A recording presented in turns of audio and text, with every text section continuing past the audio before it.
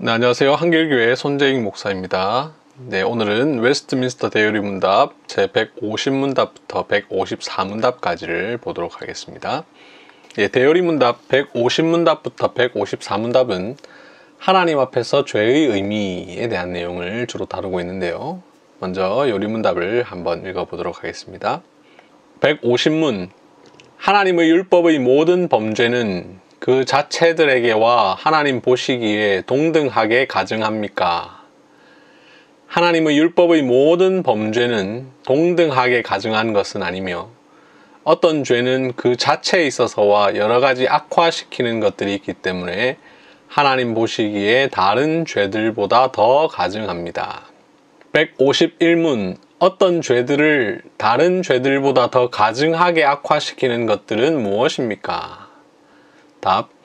죄들을 악화시키는 것들은 범죄하는 사람들로부터 오는 것으로 그들의 연령이 높거나 보다 더 많은 경험 혹은 은혜를 가졌거나 직업과 은사와 지위와 직분에 있어서 탁월하거나 다른 사람들을 지도하거나 다른 사람들이 따를 만한 모범이 있는 경우에 그렇습니다. 또 피해받은 사람들로부터 오는 것으로 직접적으로 하나님과 그분의 속성과 예배에 대항하며 그리스도와 그분의 은혜와 성령님과 그분의 증거와 사역에 대항하며 윗사람들, 저명한 사람들, 특히 친족과 연고자들을 대항하며 성도들, 특히 연약한 형제들과 그들 혹은 다른 사람들의 영혼들, 모든 사람들 혹은 많은 사람들의 공익에 대항하여 범죄하는 경우에 그렇습니다.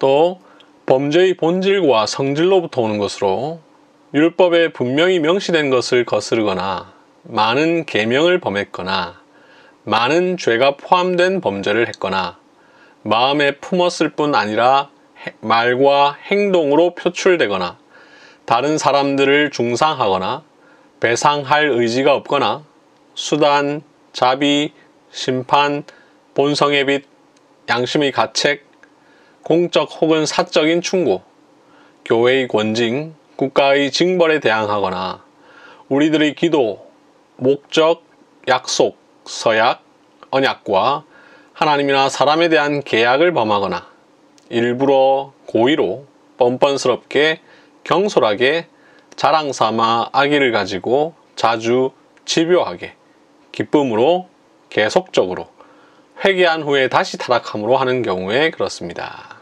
또 때와 장소의 상황으로부터 오는 것으로 주일이나 다른 예배 시, 예배 직전이나 예배 직후에 또는 그런 실수를 막거나 고칠 수 있는 다른 도움이 있을 때 공적이거나 또는 다른 사람들 앞에서 함으로써 그들이 자극을 받거나 더럽혀지기 쉬운 경우에 그렇습니다.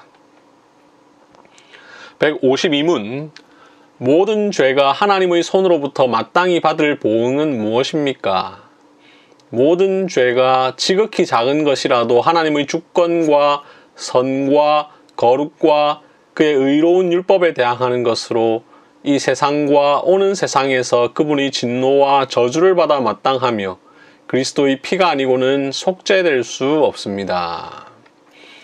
153문 율법을 범함으로 우리에게 마땅한 하나님의 진노와 저주를 피하게 하기 위하여 하나님께서 우리에게 요구하시는 것은 무엇입니까?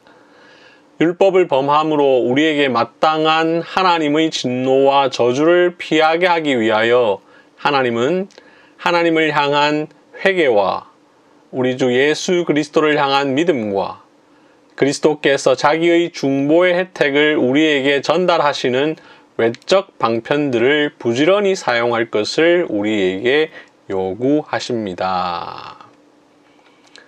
154문입니다. 그리스도께서 자기 중보의 혜택을 우리에게 전달하시는 외적 방편들은 무엇입니까?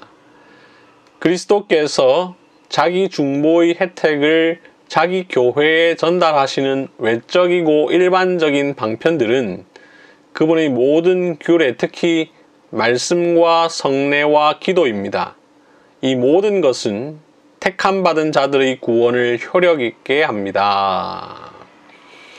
이제 하나하나 해설을 하도록 하겠습니다. 순서상 150문부터 먼저 해야 되는데 내용적으로 먼저 152문부터 먼저 보도록 하겠습니다. 이 세상의 모든 죄는 하나님 앞에서 큰 죄악이죠. 그래서 아주 작은 것이라도 죽음에 이르는 죄에 해당합니다. 죄의 삭은 사망이라고 했는데 여기서 죄는 큰 죄만 말하는 것이 아니라 모든 죄를 말하죠. 이 세상은 모든 죄를 사망에 이르게 하지 않는다고 생각합니다. 그리고 모든 죄를 사망에 처하지 않습니다. 이 세상의 형법은 아주 극악한 죄를 지은 사람에게만 사형을 언도하는데요. 하나님 앞에서는 모든 죄가 죽음에 이르는 죄입니다. 그래서 행동으로 범한 죄만 아니라 마음으로 품은 죄도 하나님 앞에서 큰 죄고 또 사소한 죄도 큰 죄이죠.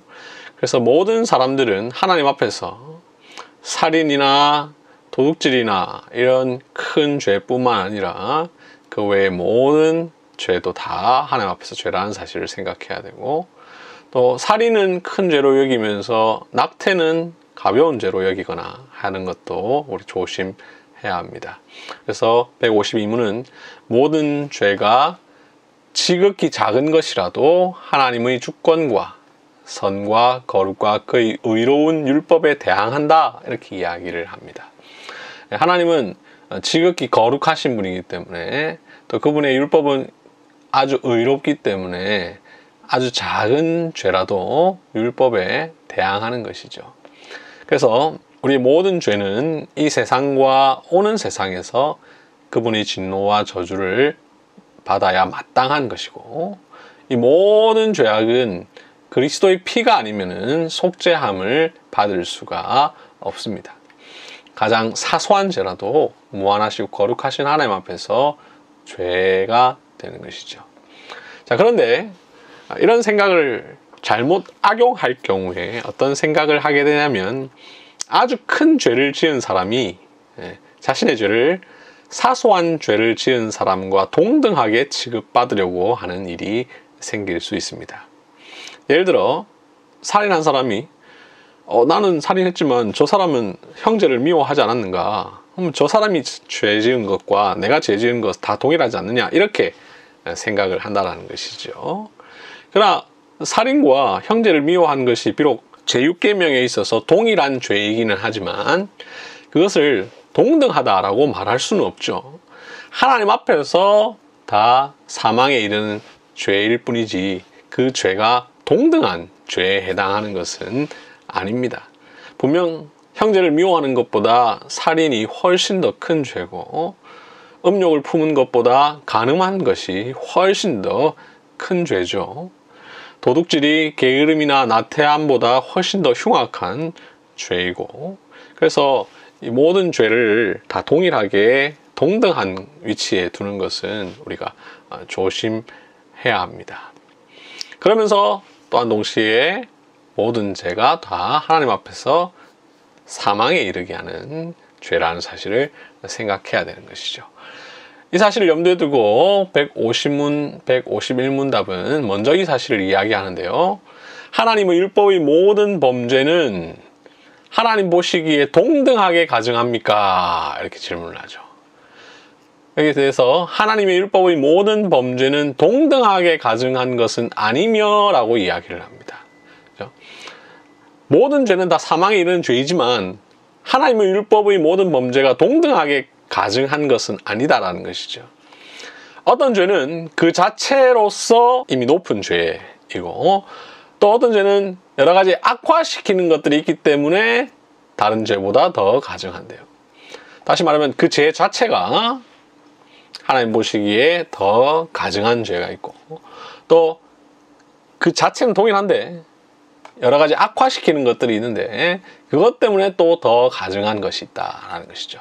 그럼 이 여러 가지 악화시키는 것들이 무엇인가 라는 것을 이제 다음 151문에서 이야기를 하는데요. 151문 어떤 죄들을 다른 죄들보다 더 가증하게 악화시키는 것들은 무엇입니까? 라고 해서 150문에 나와 있던 이 여러 가지 악화시키는 것들의 의미를 좀 더 보충해서 설명을 하고 있는데요. 더 악화시키는 것들은 여러 가지가 있는데 첫 번째, 그리고 두 번째, 세 번째, 네 번째 해서 크게 네 가지로 분류를 하고 있는데요.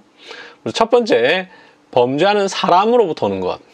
누가 이 죄를 지었느냐에 따라 그 죄가 더 가증하다는 것이죠. 그들의 연령이 높거나 보다 더 많은 경험 혹은 은혜를 가졌거나 직업과 은사와 지위와 직분에 있어서 탁월하거나 다른 사람들을 지도하거나 다른 사람들이 따를 만한 모범이 있는 경우에 그렇습니다. 이렇게 이야기합니다. 예를 들어 어떤 사람이 신앙의 연수가 오래되어서 다른 사람에게 모범이 되는 사람, 교회 안에 어른이라고 해서 다 그런 건 아니죠. 어른인데 나이는 많은데 교회 생활을 한 지 얼마 안 된 분들, 회심한 지 얼마 안 된 분들이라면 또 다를 수 있는데, 교회에서 연세가 많으실 뿐만 아니라 신앙에 있어서 모범이 되어야 할 연령에 있는 분들이 죄를 지었을 경우에는 다른 사람이 지은 죄보다 좀 더 큰 죄가 될 수 있다는 것이죠. 더 많은 경험, 더 많은 은혜를 가졌을 경우에, 또 직업이나 은사나 지위와 직분에 있어서 탁월하거나, 예를 들어 목사가 어떤 죄를 지었을 경우에는 그 죄가 다른 사람에 비해서 더 크게 될 수밖에 없다는 것이죠. 왜냐하면 이런 사람들은 다른 사람들을 지도하거나 다른 사람들이 따를 만한 모범이 있는 경우에 해당하기 때문입니다. 다음으로 그 죄가 누구에게 피해를 입혔느냐에 따라 또 더 악화되는데요. 피해받은 사람들로부터 오는 것으로 라고 표현을 하고 있는데, 직접적으로 하나님과 그분의 속성과 예배에 대해서 지은 죄, 대항하여 라는 말은 여기 범죄하는 경우에 그렇습니다로 연결되는데요. 여기 대항하여, 또 여기 대항하여, 여기 대항하여, 그리고 여기 대항하여. 이게 이제 문장이 굉장히 길어서 이제 끊을 수밖에 없는데요. 이렇게 끊고, 이렇게 끊고, 이렇게 끊는 거죠. 이렇게 끊습니다. 이게 쭉 연결되는데, 하나님과 그분의 속성과 예배에 대항하여 범죄하는 경우는 다른 것보다 더 크다라는 거죠. 예를 들어 제1계명부터 제4계명까지는 하나님과 그분의 속성과 예배에 대한 것이지 않습니까? 그에 대한 죄는 다른 죄보다 더 악화시키는 죄가 된다라고 하는 것이죠. 그래서 예를 들어 하나님 외에 다른 신을 섬긴다든지 하는 것은 살인한 죄보다도 더 큰 죄가 될 수도 있다라는 것이죠. 또 예배와 관련해서 주일 성수나 제4계명에 대한 계명을 어기는 것은 다른 죄에 비해서 더 큰 죄가 될 수 있다는 것이죠. 이와 마찬가지로 그리스도와 그분의 은혜와 성령님과 그분의 증거와 사역에 대항하는 것. 앞에서는 이제 제1위이신 성부 하나님에 대한 것을 이야기했고, 그 다음에는 이제 그리스도와 성령님 해서 쭉 연결시키고 있고요. 그래서 이 두 번째 단락은 이 첫 번째 거와 연결되고요. 그 다음 윗사람과 저명한 사람, 특히 친족과 연구자들을 대항한 죄. 윗사람을 향하여서 지은 죄, 저명한 사람을 향해서 지은 죄, 이런 죄들은 또 큰 죄가 된다. 또 특히 연약한 형제들, 그들 혹은 다른 사람들의 영혼들, 모든 사람들 혹은 많은 사람들의 공익에 대항하여 범죄하는 경우에도 그렇다. 이렇게 죄를 짓는 대상이 크게 영향을 미치는 경우에는 더 하나님 보시기에 가증하게 되는 그런 죄일 수 있다는 것이죠. 다음으로 범죄의 본질과 성질로부터 오는 것이라고 얘기하는데요. 그 범죄 그 자체로부터 오는 것이죠. 율법에 분명히 명시된 것을 거스르거나, 우리 성경에 보면 율법에서 명확하게 이야기를 해놓은 게 있고, 율법에서 직접 이야기는 하진 않았지만 그 내용을 통해서 충분히 유추할 수 있는 것이 있는데, 율법에 이렇게 명확히 명시된 것을 거스른 것은 그렇지 않은 것에 비해서 더 가증하게 악화시키는 죄가 된다는 것이죠.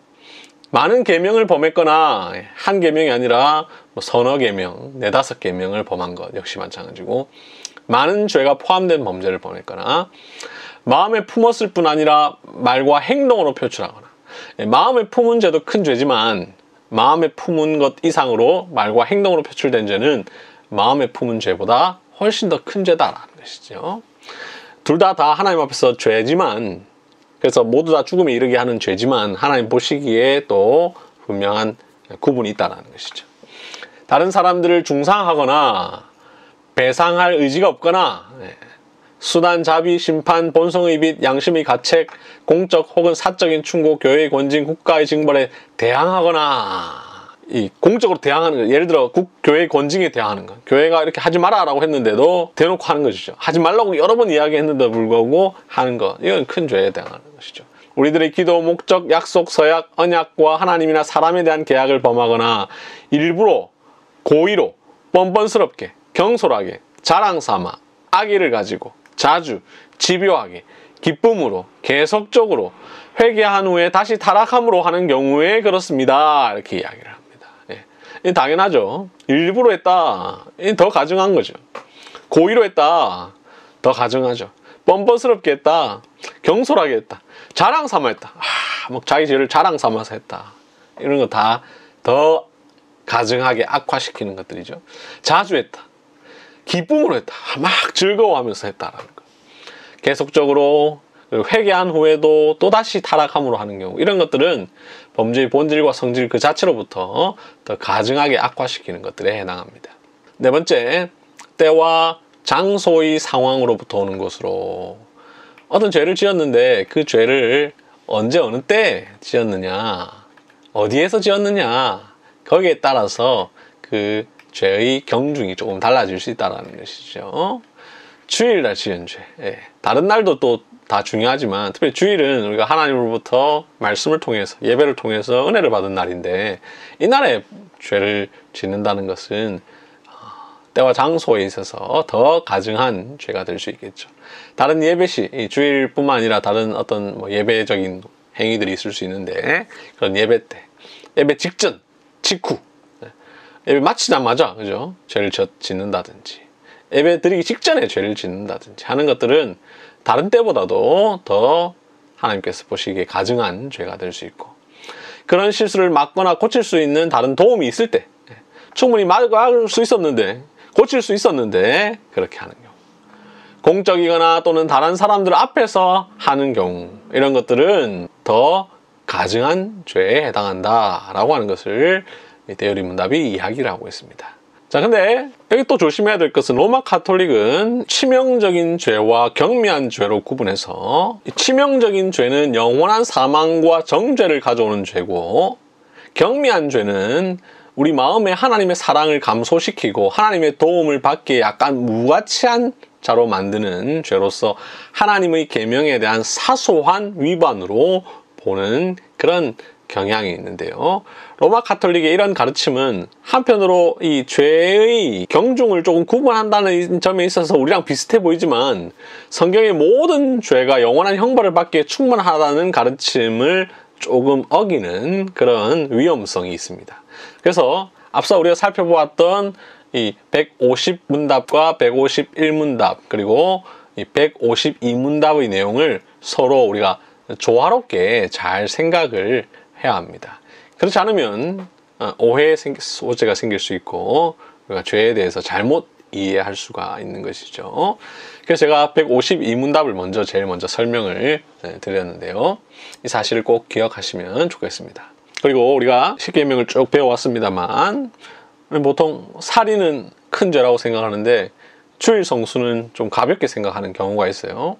얼마 전에 제가 기독교보에 연재한 글에 주일 성수가 예배의 기초다라는 글을 썼는데, 거기 보면 우리가 세상의 낙태나 동성애에 대해서는 굉장히 흥분하고 그것을 막 없애야 될 것처럼 막 달려들지만, 주일 성수, 우리가 늘 어기고 있는 이 주일 성수에 대해서는 굉장히 가볍게 생각하는 경우가 있는데, 오늘날 특히 2021년 2월 이 현 시점에서 코로나라고 하는 핑계로 우리가 주일 오후 예배를 드리지 못함으로 인해서 주일을 집에서 조금은 안식할 수는 있겠지만 너무나 또 주일을 거룩하게 지키지 못하는 그런 위험을 범할 수 있는데, 이것을 꼭 조심할 필요가 있겠습니다. 다음으로 153문인데요. 우리는 율법을 범함으로 마땅히 하나님의 진노와 저주를 받을 수밖에 없습니다. 이 사실을 153문이 이야기를 합니다. 율법을 범함으로 우리에게 마땅한 하나님의 진노와 저주가 있다라는 것이죠. 이것은 앞에 있던 152문과 연결되죠. 이 세상과 오는 세상에서 그분의 진노와 저주를 받아 마땅하다라고 했기 때문입니다. 자, 그러면 이것을 피하기 위해서 우리는 어떻게 해야 되고, 하나님은 우리에게 무엇을 요구하시는가?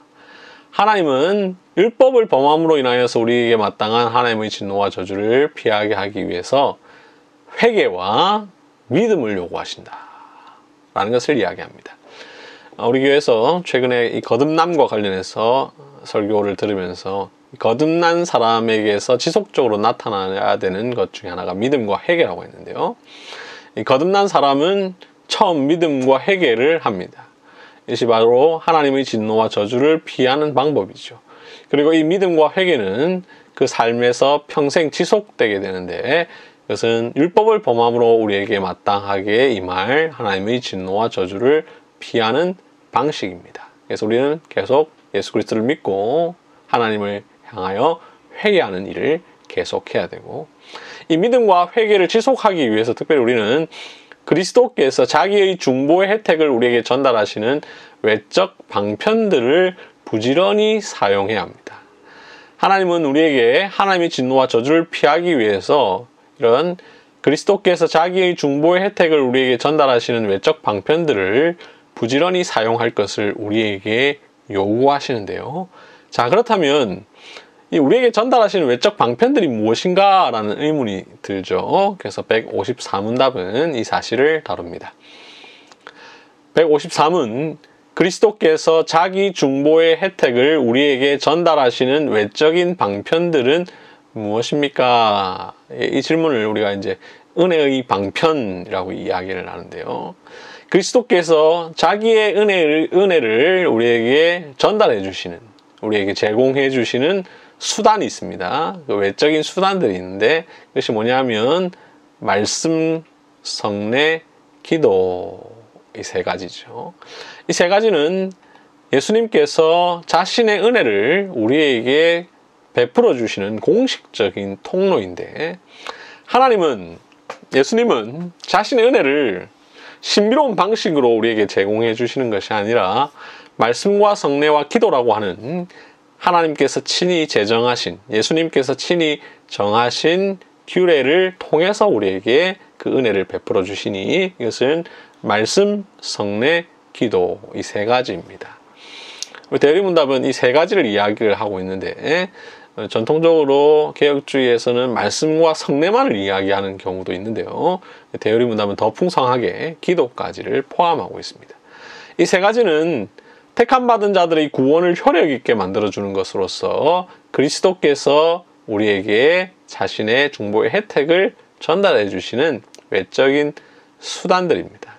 우리는 이것을 부지런히 사용함으로 하나님의 진노와 저주를 피하기 위해 노력을 해야 되고요. 이것이 말씀 성례 기도이며, 이 말씀 성례 기도가 어떻게 우리에게 그리스도의 은혜를 제공해 주는지, 이것을 다음 155문답부터 다루는데요. 그 다음 내용은 우리 다음 시간에 계속해서 살펴보도록 하겠습니다. 네, 지금까지 들어주셔서 감사드리고 오늘 하루도 귀하고 복된 날 되시기를 바랍니다. 감사합니다.